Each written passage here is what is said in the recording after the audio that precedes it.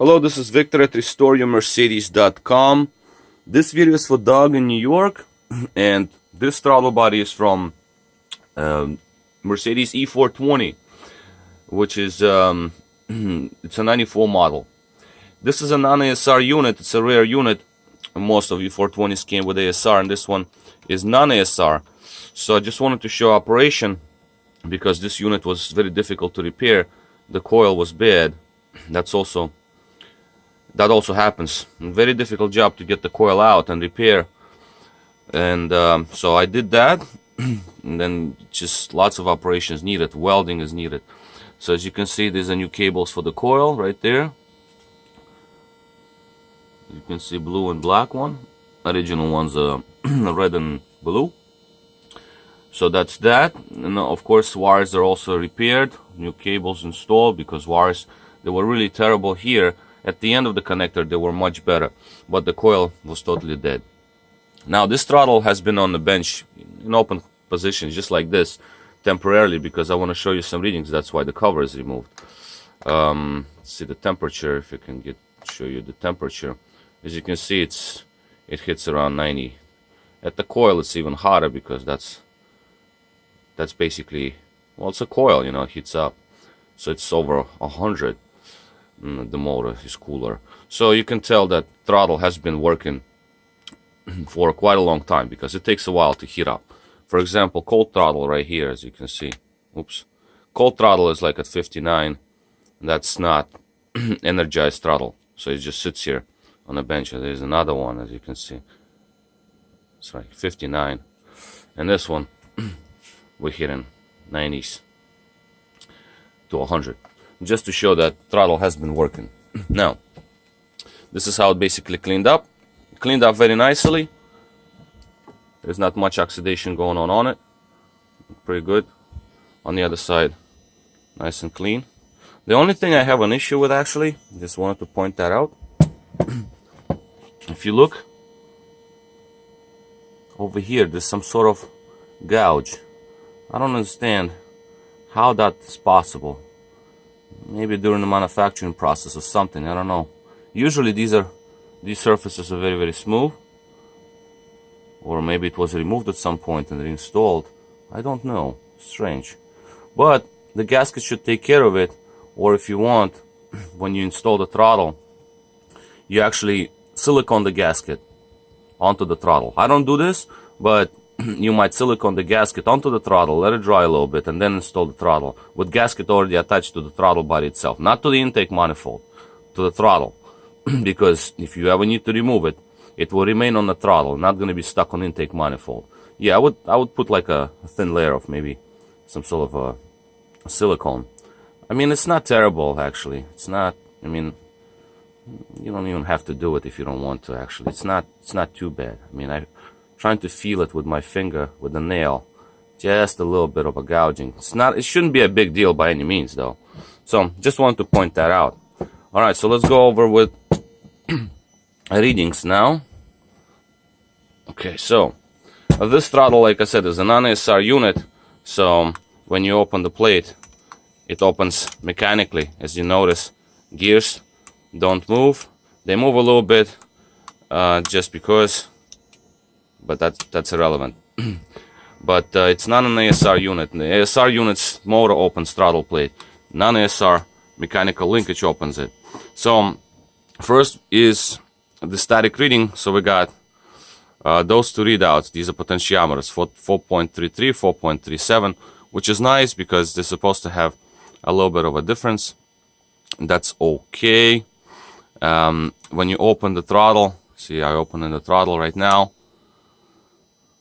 We're gonna have lower reading, as you can see, 0.49. The upper one does not change because the upper one is this reading right here. I'm gonna show it to you in a second. But these are very close to each other, but there's usually just a slight difference between the two. Very little difference between the two. Now the next thing, I'm going to get it into limp because that's the only way I can get to show you the second readout. So what I'm gonna do is I'll take the gear out. As you can see, the motor is spinning, and you see when I change the second potentiometer value, see we got it to like 4.35, and the motor stops, and I can actually get it to spin the other way, as you can see by pushing on this little linkage. This is how sensitive it is, and the voltage doesn't even change, but the motor already changes.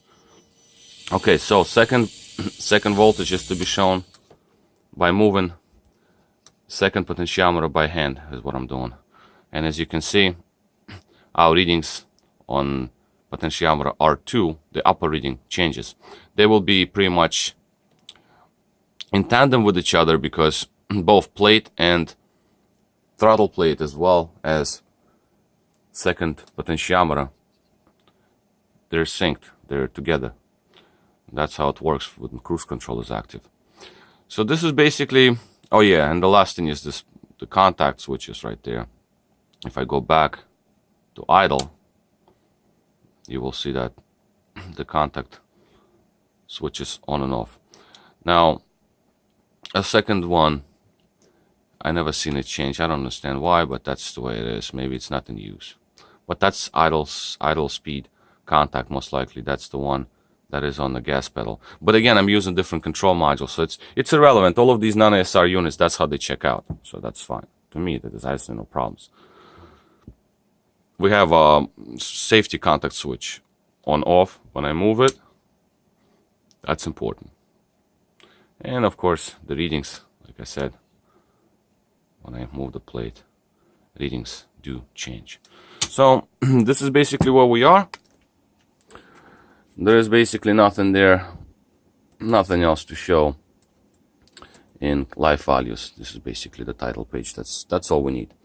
And right now the throttle is in limp mode, because I removed the gear and moved the plate, and computer sensed that something isn't working right, and it shut down the motor. As you can see, the motor is off. Now I'm going to reset it. We're going to lose our values, but I'm going to reset it just to show you that it works. Got my power switch right there. Now it's reset, and as you can see, the throttle is operational now, and it's keeping the throttle plate position exactly where it needs to be. This is perfect. And I managed to get it like ideal pretty much with this little stoppie, which is nice. It's very difficult when you remove the coil and welding and grinding. Oh god. But again, because it's a rare unit, it's well worth it to do this. As you can see, it keeps the plate at certain angle. You can see if I'm moving the gear, and it brings it back 4.37.